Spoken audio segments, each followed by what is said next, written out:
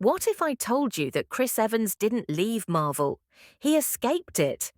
For years, he was the face of courage, Captain America, the moral compass of the MCU. But behind that patriotic shield was a man slowly unraveling. Chris Evans didn't walk away because he was done playing a hero. He walked because the real cost of being Cap wasn't just physical, it was personal. The contracts were suffocating. The control, relentless, and the silence, deafening. This wasn't just an actor leaving a franchise. This was a quiet rebellion against the most powerful studio in Hollywood. And the truth? It's way darker than anyone ever realized. Chris Evans didn't chase Captain America, he ran from it. Long before he ever picked up the shield, he turned down the role not once, not twice, but multiple times. Think about that. The character that made him a household name, he wanted nothing to do with it. And it wasn't because he doubted the story. It wasn't about the suit or the spotlight. It was something far more haunting, a loss of control. Marvel wasn't offering a gig. They were offering a 9-picture contract, a decade of his life, signed away. Every move, every performance, every ounce of energy scheduled, managed, controlled. Evans wasn't afraid of failing. He was afraid of disappearing. He described it like this. Once the first movie hit, there would be no chance to step back. No downtime, no breathing room. Just press, prep, perform, on repeat. He knew the moment he said yes, his life would no longer belong to him. So he kept saying no. But then something shifted. Not the offer, not the contract. Him. He began to feel guilty for being afraid. Friends, family, voices he trusted started pushing him to face the fear, to stop running. And eventually, he broke. He didn't say yes because he was excited. He said yes because he felt ashamed for being scared. That's not courage. That's emotional coercion. And the second he signed, Marvel didn't just gain a leading man, they gained complete control over one of Hollywood's most promising talents. But what came next was even darker. Because fear of losing control was just the beginning. From the outside, it looked like a dream. A rising star lands one of the biggest roles in cinematic history. But from the inside, Chris Evans was walking into a cage, and he knew it. He wasn't a lifelong comic book nerd. He didn't grow up idolizing superheroes. Evans was a theatre kid, a character actor, someone who loved small, emotionally gritty roles that challenged him. Marvel wasn't the dream, it was the detour. And that detour turned dark, fast. To become Captain America, Evans had to transform his body into what Disney considered superhero standard. Sounds glamorous, right? It wasn't.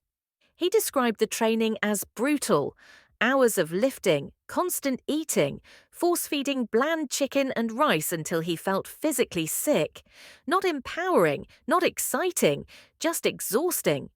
He called it uncomfortable, draining, depleting. But Disney didn't care about that.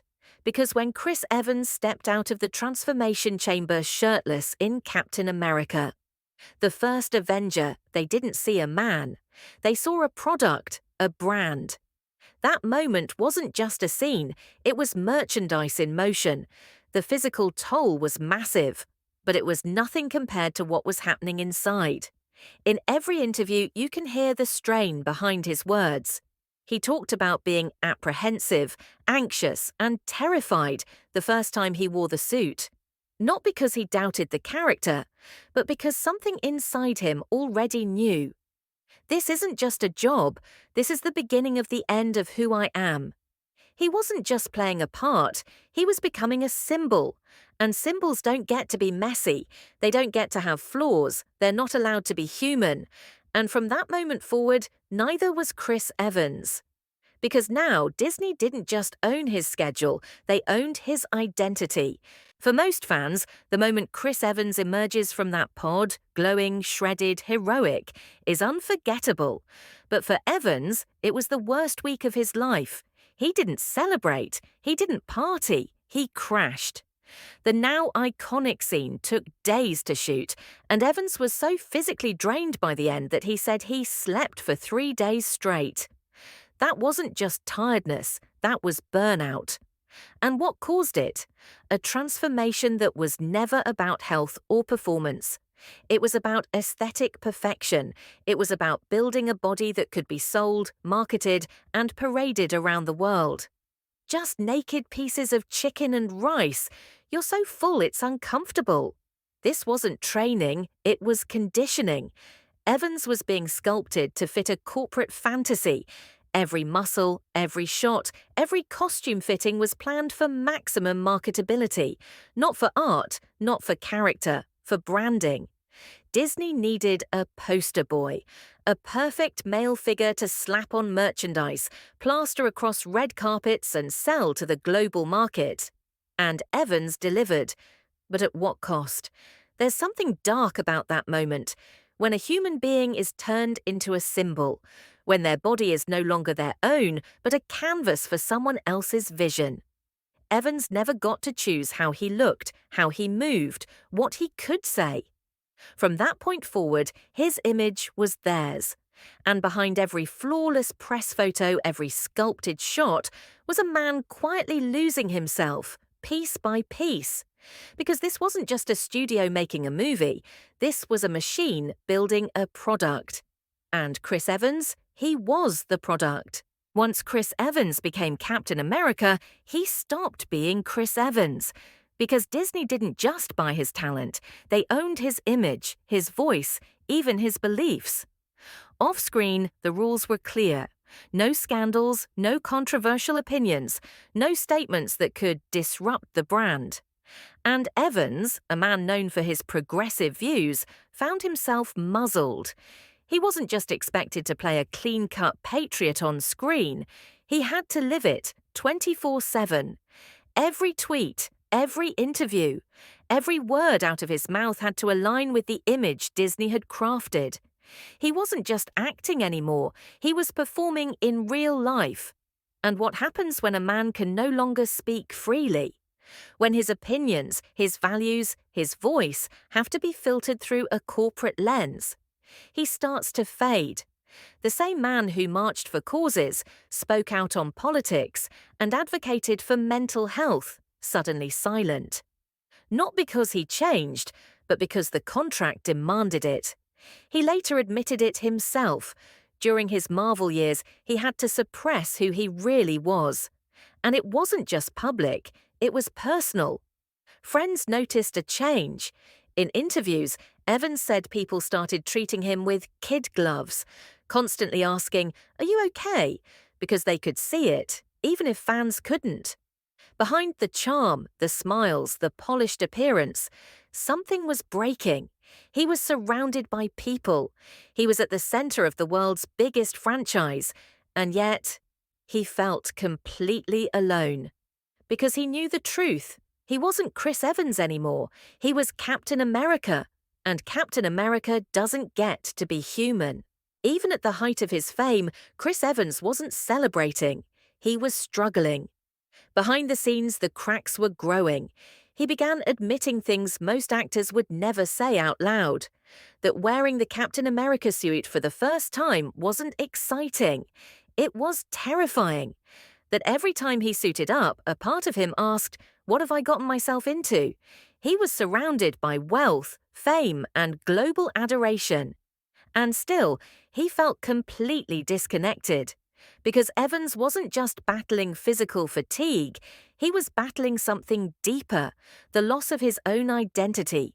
He talked about the pressure, about how people around him changed, how even his closest friends stopped talking to him like a person and started treating him like fragile glass, like something that might shatter if they pushed too hard. "Are you okay? How are you holding up?" These weren't casual questions. These were quiet cries of concern. Because everyone around him could see it, Chris Evans was slipping away. He wasn't choosing roles anymore. He wasn't exploring his craft. He wasn't even speaking as himself. He was simply existing as the brand. Every red carpet, every press tour, every carefully worded interview. And while the world was celebrating the Marvel machine, Evans was being crushed under it. Years passed, box office records were shattered. But so was something inside of him. By the time Endgame hit theaters, the public saw closure, the perfect farewell. But for Evans, it was survival. He wasn't walking away, he was crawling out. And once the mask came off, the gloves came off too, because now he had nothing left to lose. The moment Chris Evans' Marvel contract ended, everything changed. The man who once tread carefully through every interview started speaking freely, boldly, unapologetically. Take the Lightyear controversy. When backlash erupted over a same-gender kiss, Evans didn't sugarcoat a thing. He said, flat out, "Those people are idiots. They'll die off like dinosaurs." Let that sink in. That's not the kind of line you hear from a Disney spokesperson. That's the voice of someone who's finally free. And Evans didn't stop there. He began turning down blockbuster scripts. He stopped chasing franchises. Instead, he leaned into indie films, gritty roles, complex characters that challenged him, not just physically, but emotionally. He stepped behind the camera, producing his own projects, creating stories on his terms, no PR leash, no image managers hovering off-screen. He started talking about mental health, about burnout, about how the industry devours its stars and spits them out as merchandise.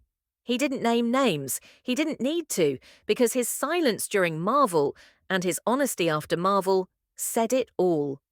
Chris Evans had been owned, and now he was taking himself back. It wasn't a public feud. It wasn't some explosive tell-all. It was something far more dangerous to a machine like Disney, a calculated escape. And once he found his voice again, others started speaking up too, because Evans wasn't the only Avenger who felt the weight. Chris Evans may have lit the fuse, but he wasn't the only one ready to burn the machine down. The first explosion came from Scarlett Johansson, Black Widow herself.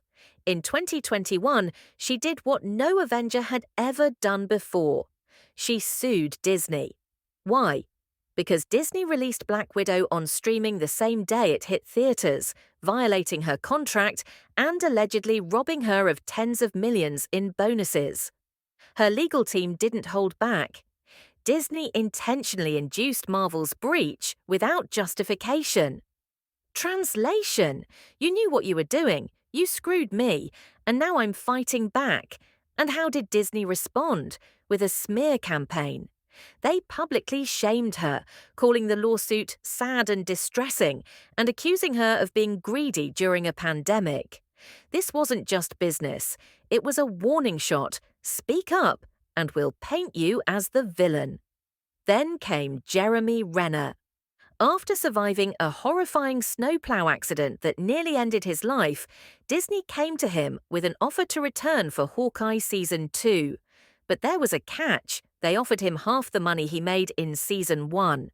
His response: "What? You think I'm only half the Jeremy because I got run over?" He didn't ask for more. He just wanted the same respect. But Disney's message was loud and clear. Your trauma doesn't matter. You're either useful or you're disposable. And it wasn't just Johansson or Renner. Chris Hemsworth voiced frustration about Thor, Love and Thunder, saying he felt like a parody of himself. Anthony Mackie faced backlash for speaking honestly about America's complicated identity in his role as the new Cap. One by one, the Avengers began pulling back the curtain. The pattern was clear.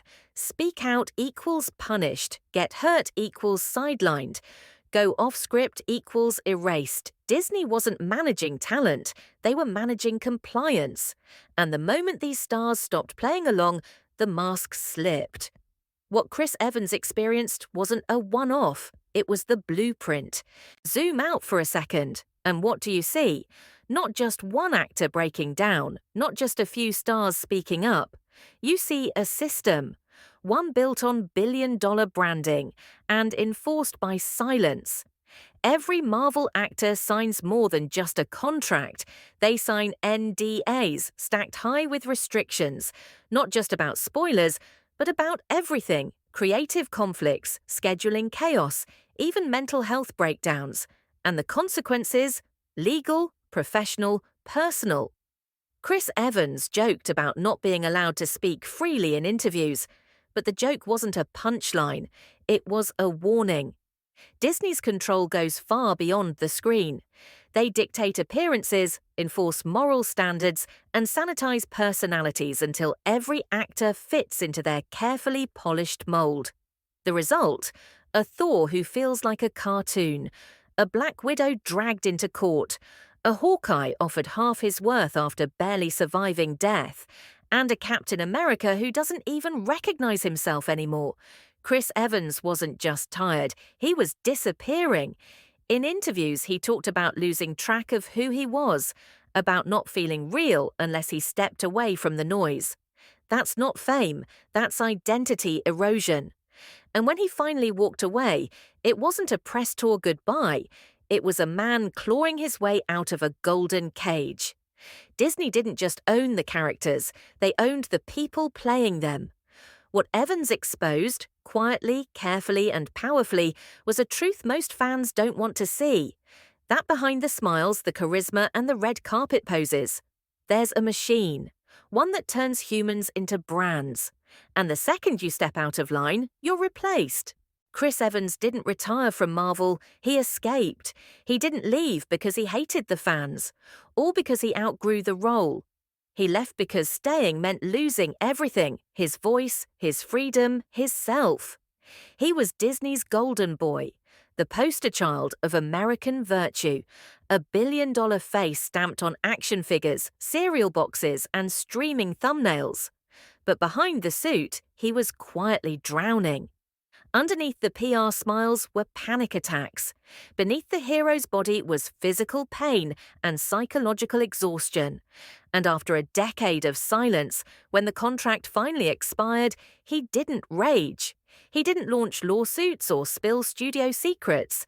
He did something far more powerful. He breathed. He stepped back. He chose himself. He started creating again, on his terms. He spoke up, on his time. And in doing so, he sent a quiet but devastating message. You can survive the machine, you can say no, you can walk away. And the ripple effect? It's already happening. Scarlett sued. Renner pushed back. Hemsworth called out the parody. Mackie fought for meaning. Others are watching. Others are waiting. Because what Evans revealed wasn't just Disney's obsession with control. He revealed the hidden cost of becoming a symbol. He showed us what it looks like when a man becomes a brand, and then decides to become human again. He didn't just step down from the role, he reclaimed his soul. And maybe, just maybe, the real hero story was happening off-screen all along.